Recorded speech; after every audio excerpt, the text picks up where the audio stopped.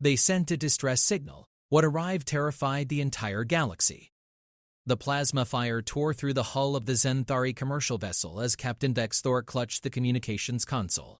His three-fingered hands trembled while he watched his crew die in the void. The Krell warships had appeared without warning, their crimson hulls blocking out the stars. This was supposed to be a protected trade route. This was supposed to be safe. "Send the distress signal," Vexthor ordered his communications officer. "All frequencies, maximum range." The young Zenthari female's antennae drooped. "Captain, we are in the Outer Rim. The nearest Galactic Council station is 4 cycles away. We'll be dead in minutes."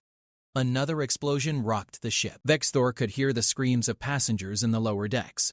Families, children, all of them about to become statistics in the Krell expansion. "Do it anyway," he said. The signal went out across the black, a simple automated message repeating their coordinates, their species, their desperate plea for help. Vexthor knew it was futile. The Krell had chosen this location precisely because it was isolated. No one would come. No one could come in time. Then something changed. The Krell ships stopped firing. Their formation broke apart, vessels scattering like insects fleeing from light. Vexthor's sensor officer made a sound he'd never heard before, a chittering gasp of pure terror. "What is it?" Vexthor demanded. "Something just dropped out of hyperspace, reading impossible energy signatures. The mass displacement is off the charts. Captain, it's moving toward us at 0.7 light speed in real space." Vexthor pulled up the visual feed. His blood went cold.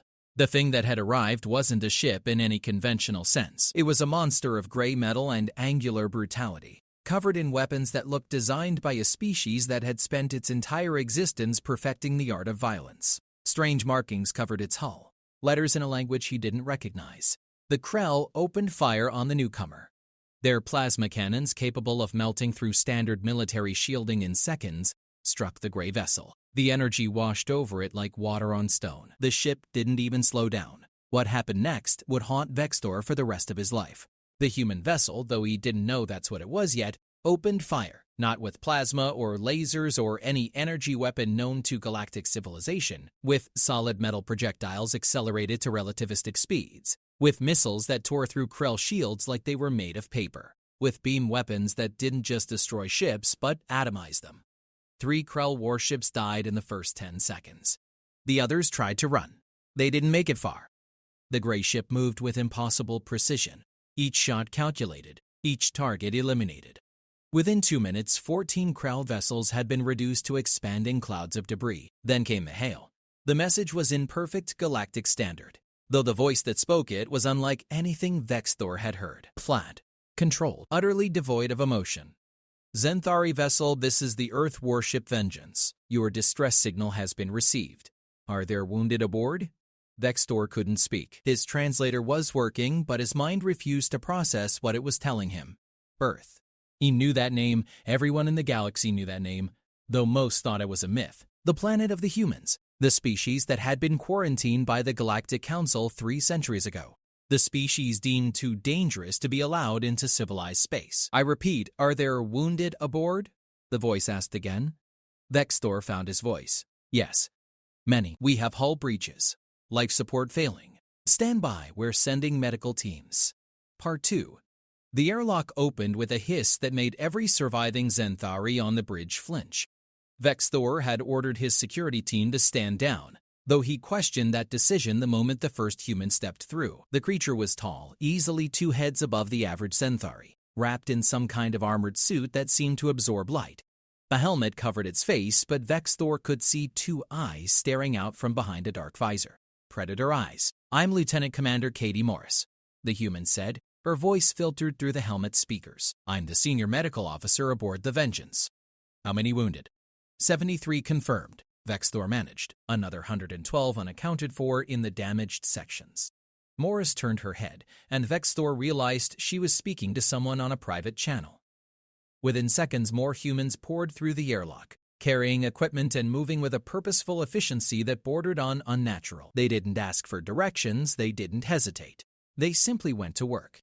Vexthor watched one human, a male named Danny Chu according to the name stenciled on his armor, approach a wounded Zenthari who had suffered severe burns. The human's hands moved with practiced precision, applying some kind of foam that immediately began to cool the damaged tissue. Another human was sealing a hull breach with a device that created an instant metallic patch, stronger than the original hull material. "Your ship's medical bay is destroyed," Morris said, studying a handheld device. "We're setting up a triage center in your cargo hold. My people will stabilize everyone here, then we'll transfer critical cases to the Vengeance." "Transfer?" Vexthor repeated. The thought of going aboard a human warship filled him with primal dread. Morris seemed to understand. She reached up and removed her helmet, revealing a face that was strange but not monstrous. Dark hair pulled back tight, brown skin, eyes that held something Vexthor hadn't expected to see. Compassion. "Captain, we're here to help. That's all. Your people are injured, and we have the facilities to treat them. You have my word, no harm will come to anyone under my care." Vexthor wanted to believe her. The alternative was watching his crew die slowly in a crippled ship. "How did you get here so fast? We only sent the distress signal 11 minutes ago." "We were already in the sector," Morris replied, her expression hardening. "We've been tracking the Krell raiding parties for 2 weeks. When we intercepted your signal, we were only 3 light years away." 3 light years in 11 minutes? Vexthor's mind reeled. "That's impossible. No ship can travel that fast." Morris's mouth curved into something that might have been a smile. Human ships can. Over the next 4 hours, Vexthor watched the humans work. They moved through his ship like they owned it, but not with arrogance, with competence. Every action served a purpose. Every decision saved lives. He watched Morris personally operate on his chief engineer, using tools that seemed more advanced than anything in Galactic Council hospitals. He watched human technicians restore power to sections of the ship that he'd written off as total losses. But what struck him most was how they treated the Zenthari. With respect, with care, as if every life mattered equally regardless of species. It contradicted everything the Galactic Council had ever said about humans. They were supposed to be violent, aggressive, incapable of empathy toward non-humans. "Captain Vexthor," a new voice called. Vexthor turned to find another human approaching, this one in a different uniform. The insignia on his chest indicated command rank. "I'm Captain Alan Cooper of the Vengeance. My medical team tells me your ship is stable for now, but you won't make it to the nearest station on your own power." "I'm aware," Vexthor said carefully. "What do you propose?" "We'll escort you. Our engineering team can rig a temporary power coupling to give your engines enough juice to maintain heading. It'll take about 6 days to reach Zenthari space at your current maximum speed." James Book Section 2005, by Council of wondering if the Council's warnings had been right.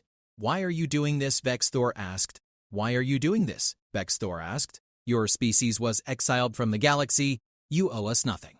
You owe the Council nothing." Cooper's expression grew cold. "We were exiled because your Council was afraid of us. Because we refused to abandon our colonies when they demanded it. Because we wouldn't bow to their authority." He paused, his jaw tightening. "But we didn't leave civilized space. We were pushed out. There's a difference." "That doesn't answer my question. We're doing this because it's right," Cooper said simply. "Because you needed help and we could provide it. Because the Krell are predators and someone needs to stand against them." He met Vexthor's eyes. "Because that's what humans do." The journey began the next day. The Vengeance took up position alongside the damaged Zenthari vessel, its massive bulk dwarfing the commercial ship. Vexthor couldn't help but study the human warship, noting the weapon placements, the armor thickness, the engine configuration. Everything about it screamed military purpose. This wasn't a ship designed for exploration or trade. This was a ship built for one purpose: war. But the humans manning it were different than he'd expected. They were professional, yes. Disciplined, absolutely. But they also laughed, told jokes. One of the human engineers, a woman named Lisa Grant, had spent an hour teaching a group of young Zenthari children how to play something called chess. The children had been terrified at first, but Lisa's patience and gentle demeanor had won them over. On the third day, sensors detected another Krell patrol. Vexthor's crew went into immediate panic, but the humans remained calm. The Vengeance positioned itself between the Zenthari vessel and the approaching Krell ships. Cooper's voice came over the open channel. "Krell vessels, this is Captain Cooper of the Earth warship Vengeance. You are in violation of interstellar law. Your targeting of civilian vessels constitutes an act of piracy." The Krell response was predictable. They opened fire. What happened next was a masterclass in human warfare. The Vengeance didn't charge forward, it didn't unleash overwhelming firepower. Instead, it fought with cold, calculated precision.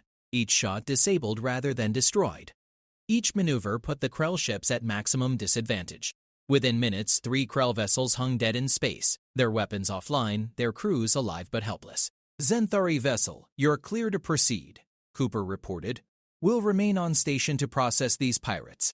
What will you do with them?" Vexthor asked. "Document everything, gather evidence. Then we'll turn them over to the nearest Galactic Council authority with a full report." Vexthor was stunned. "You're not going to execute them?" "We're not monsters, Captain," Cooper replied. "We fight when necessary. We kill when we must, but we don't murder prisoners." Part 3, the revelation hit the Galactic Council chambers like a plasma bomb. Ambassador Thelner of the Zenthari delegation stood before the assembled representatives, his antenna rigid with conviction as he recounted the events. The massive amphitheater, carved from living crystal that refracted light into rainbow patterns across the walls, had fallen absolutely silent. "The humans saved us," Thelnor repeated. "Not only saved us, but escorted us safely home. They asked for nothing in return. No payment, no political concessions, nothing." Council Speaker Mordak, a towering Vraxian whose chitinous plates gleamed under the chamber lights, leaned forward on his elevated platform. "This cannot be accurate. The humans are dangerous. The quarantine was implemented for the protection of all civilized species." "With respect, Speaker, I was there." The council watched in silence as the Vengeance tore through the Krell raiders. Gasps echoed through the chamber when the humans boarded the damaged vessel. "They showed us nothing but professionalism and compassion." "Propaganda," hissed Ambassador Zeknil of the Krell hierarchy. "The humans are manipulating you. This is exactly why they were exiled." Thelner's antennae flattened in anger. "Your people were the ones slaughtering civilians. The humans stopped you." The chamber erupted into chaos. Representatives shouted over each other, some demanding the quarantine be lifted, others insisting it be reinforced. Mordak slammed his gavel, the sound reverberating like thunder. "Order! We will have order!" The speaker's eyes narrowed. "Ambassador Thelner, you said the humans captured Krell vessel. What became of them?" "They turned the prisoners over to the Council patrol station at Zenith 7, along with complete tactical recordings and evidence logs. I have confirmed this with Station Commander Belvin." That caused another wave of murmurs. Mordak's expression darkened. "We will take this under advisement. The Council will deliberate." But the Council's deliberations would soon become irrelevant. 3 days later, the Krell launched their largest offensive in 50 years. They didn't target military installations or border outposts. They struck civilian populations, 7 colonies across 4 systems simultaneously. Millions dead in the first hours. The Galactic Council's defensive fleets scrambled to respond, but they were spread too thin. Their ships designed for peacekeeping rather than total war. The Krell had been planning this for decades. Their hit-and-run raids had been tests, probing for weaknesses, measuring response times. Now they struck with overwhelming force, their Crimson Armada sweeping through space like a tide of blood. On the Council's primary military channel, Fleet Admiral Krenvos of the Vraxian Defense Force watched his tactical displays with growing horror. 12 Council warships destroyed, 3 colonies burned. The Krell weren't just attacking, they were exterminating. "All available ships fall back to defensive positions around core worlds," Krenvos ordered. "We cannot stop this offensive. We need to protect what we can." His communications officer, a young Zenthari named Pixal, looked up from her station. "Admiral, we're receiving a transmission. Origin point is outside the quarantine zone." "The humans," Krenvos breathed. "Ignore it. We have no time for their opportunism."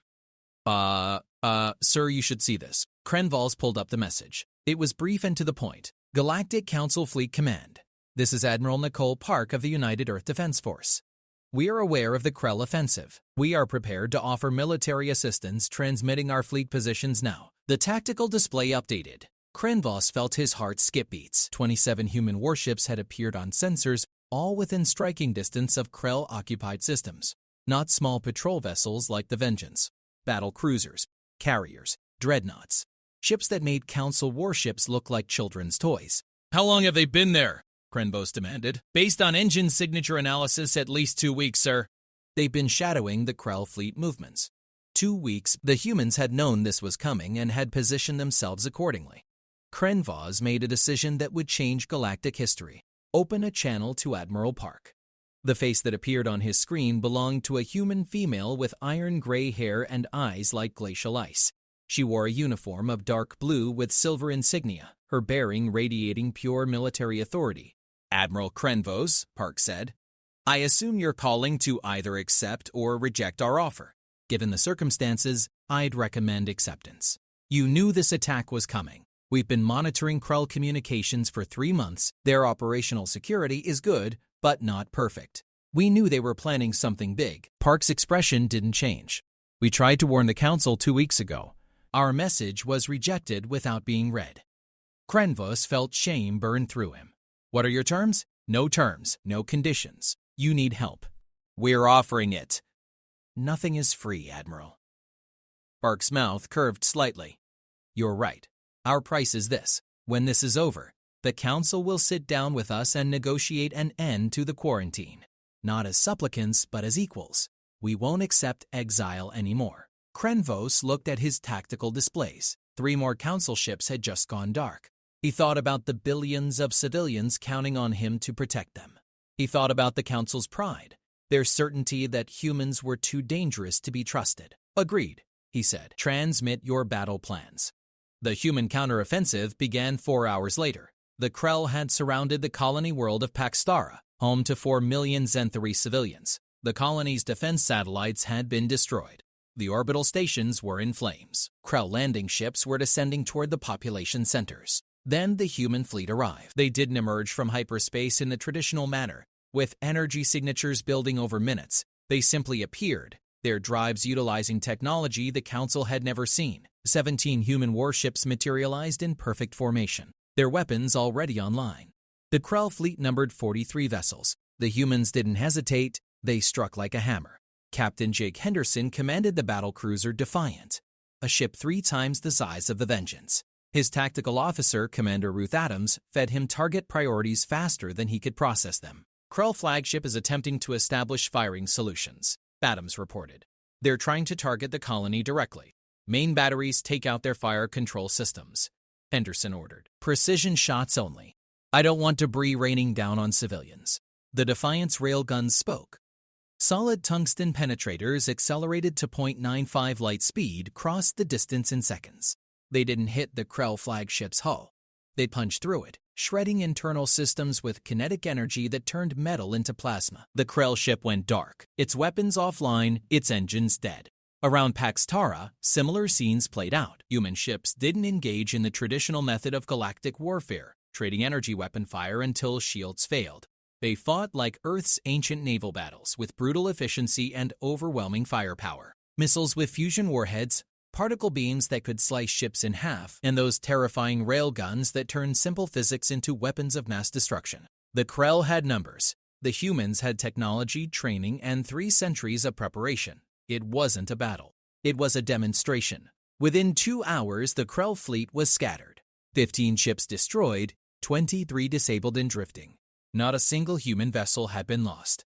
On the surface of Paktara, the Zenthari colonists watched human dropships descend. They came expecting conquerors. What they got were soldiers who immediately began distributing medical supplies and setting up field hospitals. Lieutenant Peter Hayes, a Marine Corps officer, personally carried a wounded Zenthari child to safety, his armor scorched from fighting off Krell ground forces that had managed to land at "You're safe now," Hayes told the child's mother in perfect Zenthari. "We've got you."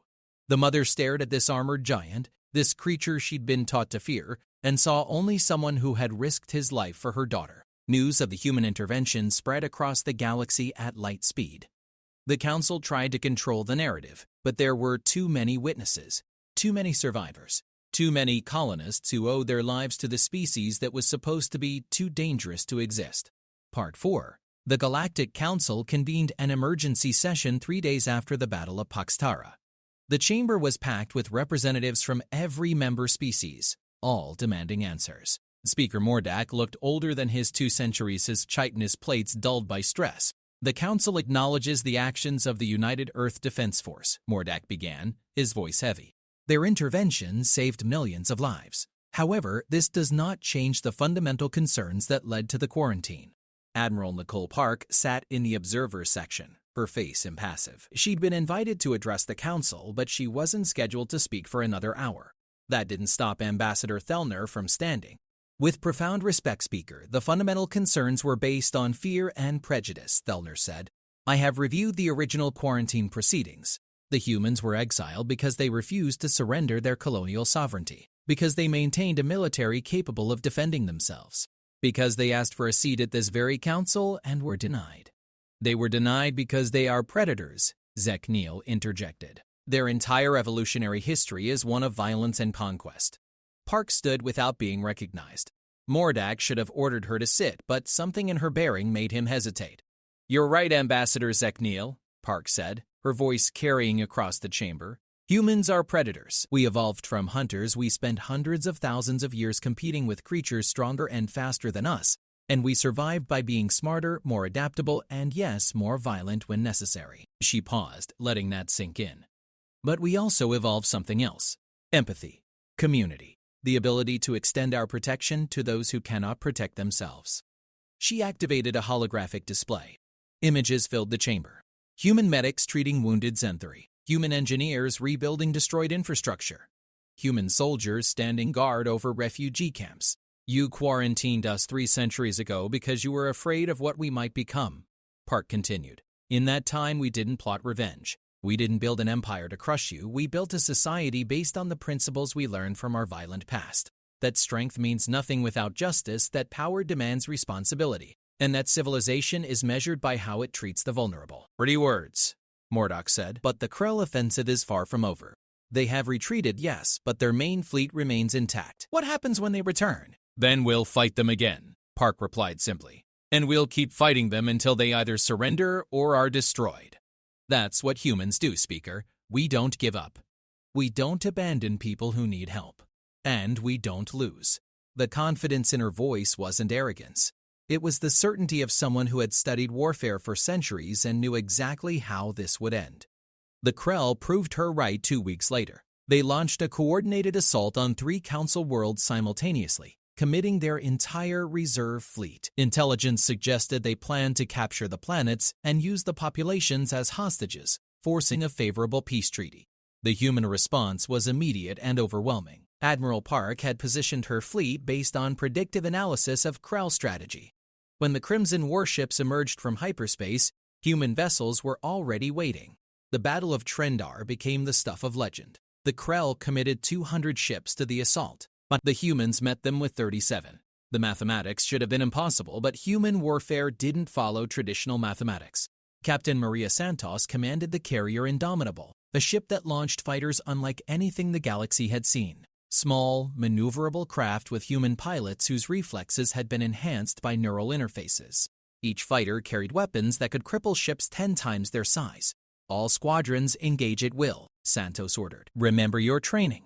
Remember why we're here. Lieutenant Kevin Wright led Raptor Squadron into the teeth of the Krell formation. His fighter twisted through space, dodging plasma fire that would have vaporized the Council vessel. His targeting computer identified weak points in Krell ship designs, exploiting flaws that 3 centuries of study had revealed. Raptor 3, I'm on your 6, called his wingman Lieutenant Amy Chen. Break left on my mark. They moved as one unit, their minds connected through combat networks that allowed split-second coordination. It was technology the Council had banned as too dangerous. The humans had perfected it. Wright's missiles found their mark. A Krell cruiser's engine section erupted in flame. Chen followed up with particle beam fire that sliced through the disabled ship's communications array. 2 more kills in less than 30 seconds. Across the battlefield, human capital ships demonstrated their devastating power. The Dreadnought Apocalypse, commanded by Captain Richard Lee, anchored the human defensive line. Its main gun, a mass driver the size of a small building, fired projectiles that hit with the force of nuclear weapons. Each shot was calculated to maximum effect, creating debris fields that disrupted Krell formations and forced them into kill zones. But the humans weren't just fighting. They were teaching Council ships that had retreated to defensive positions, received tactical data streams from human vessels, recommended firing solutions, optimal formations, weak points in Krell shielding. The humans were sharing their knowledge in real time. Admiral Krenvos, commanding the Council fleet from his flagship Eternal Vigilance, watched in amazement as his effectiveness doubled. The humans weren't trying to take credit for the victory, they were trying to ensure everyone survived. All Council vessels, advance on heading 27 Mark III, Kren boss ordered, following the tactical recommendations. Target the Krell command ship, concentrate fire. The combined Council and human fleet moved as one. The Krell, who had expected the traditional disorganized Council response, found themselves facing a coordinated military force for the first time. Their formations broke, their ships scattered. The battle lasted 6 hours. When it ended, the Krell fleet had been annihilated. 147 ships destroyed, 53 captured, the rest fled into hyperspace with human fighters in pursuit. On Trendar's surface, the population emerged from shelters to see human ships in orbit. They had expected to die or worse. Instead, they were alive, and the monsters who had saved them were asking if they needed medical assistance. Governor Pelvon of Trendar stood in his command center, watching human troops establish a defensive perimeter around the capital city. They moved with purpose, but not aggression. They were armed, but not threatening. They were everything the Council had said they wouldn't be. "Governor," his aide said quietly, "the human ground commander is requesting permission to land medical teams." Pelvon thought about the Council's warnings.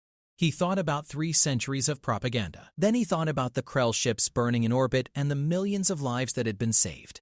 "Permission granted," he said, "and extend an invitation to their commander. I want to thank them personally." The human who arrived 2 hours later was Colonel Diana Foster, a compact woman with sharp eyes and a professional demeanor. She saluted Pelvon with precision.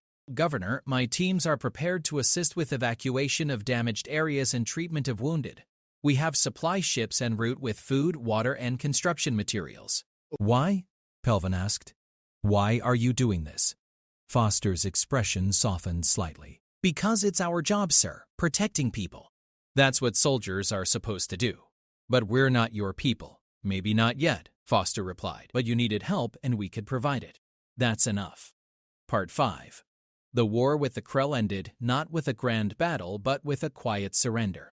3 months after the Battle of Trendar, the Krell hierarchy sent emissaries to the Galactic Council requesting terms. Their fleet was shattered. Their economy was collapsing. They had lost too many ships, too many soldiers, and they knew the humans would never stop hunting them. The Council wanted harsh penalties. The humans advocated for reconstruction.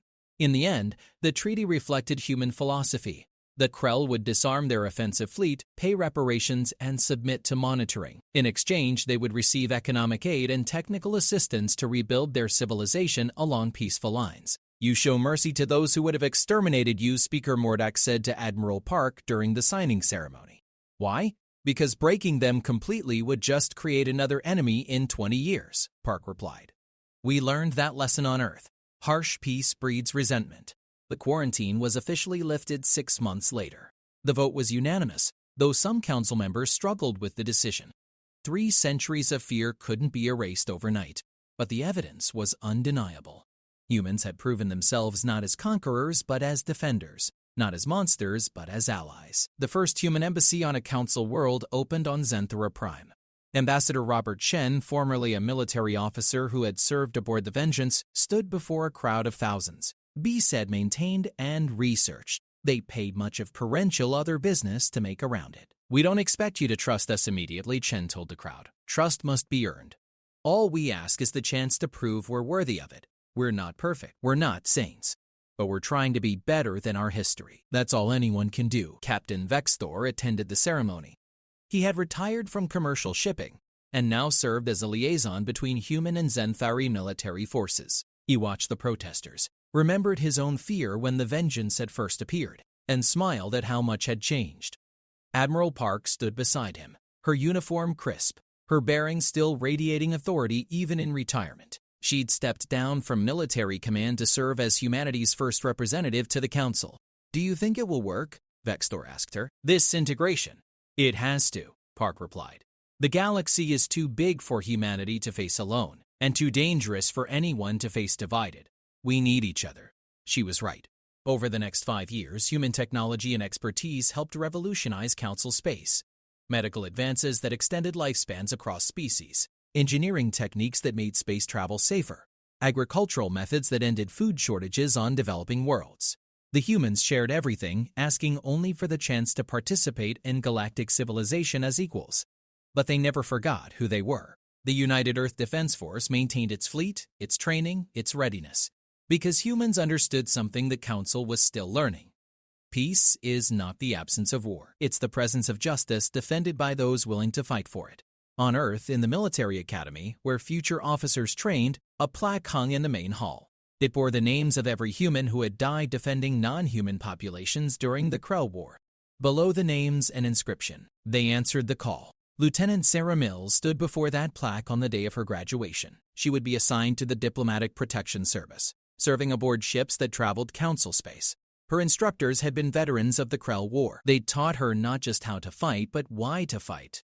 Not just tactics, but ethics. It's a heavy burden, her instructor, Commander Jake Henderson, had told her class. You'll be representing humanity to species that still fear us. You'll face prejudice, suspicion, and sometimes outright hatred. But you'll also have the chance to prove them wrong, to show them who we really are. Mills understood. Every human in uniform understood. They carried the weight of their species' reputation, the legacy of violence that had led to the quarantine, and the hope that they could be something better.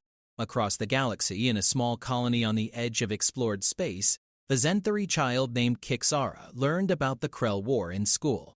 Her teacher showed footage of human ships arriving to defend Council worlds, showed medics treating wounded civilians, showed soldiers standing guard over refugee camps. Were the humans always this way? Kixara asked. Always heroes? Her teacher, an elderly Zenthari who had lived through the quarantine era, considered the question carefully. No, child, they weren't always heroes, but they chose to become heroes, and that's more important than being born one. That night, Kixara asked her parents about the humans. Her father had fought alongside human soldiers during the Krell War. He told her about a human medic named Katie Morris who had saved his life after he was wounded, about how she'd worked for 16 hours straight, treating casualties from 3 different species, never resting until everyone was stable. What happened to her? Kixara asked. She's a doctor now, teaching at the medical academy on Earth, training the next generation of combat medics. Her father smiled. She sent me a message last month. Asked about my recovery. That was 15 years ago, and she still remembers. Kixara looked up at the stars through her bedroom window. Somewhere out there, humans were patrolling the borders, standing watch over colonies, training with Council forces to ensure everyone was ready if another threat emerged. They had answered one distress call, and in doing so had changed the galaxy forever. The irony wasn't lost on the Council's historians. For 300 years, they had feared what the humans might do if allowed into civilized space. They had imagined conquest, domination, the aggressive expansion of a predator species. Instead, the humans had become exactly what the Council claimed to be, but had failed to achieve: true protectors of the innocent. Speaker Mordak, now retired and writing his memoirs, reflected on the quarantine decision. He had been a junior representative when it was implemented. He had voted for it, believing the warnings about human nature. Now, with decades of hindsight, he understood the real lesson. We feared their capacity for violence, he wrote, but we should have recognized their capacity for growth. We saw predators and missed the protectors they had become. The humans didn't just save us from the Krell, they saved us from our own prejudices. Admiral Nicole Park, reading those words years later in the comfort of her retirement home, allowed herself a small smile. The journey from exile to acceptance had been long and difficult, but it had been worth it. Humanity had proven its place in the galaxy not through conquest, but through sacrifice. Not through domination, but through service. And when the next crisis came, as she knew it eventually would, the galaxy would face it together. Not as separate species maintaining an uneasy peace, but as true allies who had learned to trust each other. Because that was what the humans had really given the galaxy. Not just protection from external threats, but a model for what civilization could become when different species chose cooperation over isolation. The distress signal that had started it all was now preserved in the Galactic Museum, alongside footage of the Vengeance arriving to answer it. Millions visited every year to see the moment that changed history. They came to remember that sometimes the most terrifying thing that can answer your call for help is exactly what you need most. Humanity had arrived in force, armed with weapons that could crack planets and technology that defied understanding. They had terrified the galaxy, but in the end, what truly scared the other species wasn't human capacity for destruction. It was their capacity for selfless heroism. Because that meant there was no excuse for the rest of the galaxy to be less than they could be. The humans had set a standard. Now everyone had to live up to it. And across Council space, on 1,000 worlds where humans now lived and worked and raised families alongside dozens of other species, children of all kinds looked up at the stars and knew that if danger came, help would answer, because someone always would. That was the promise humanity had made, and it was a promise they kept. They had sent a distress signal. What arrived terrified the entire galaxy. But that terror had given way to hope, and hope had become the foundation of a new era of cooperation and peace. The age of human isolation was over. The age of human integration had begun. And the galaxy would never be the same.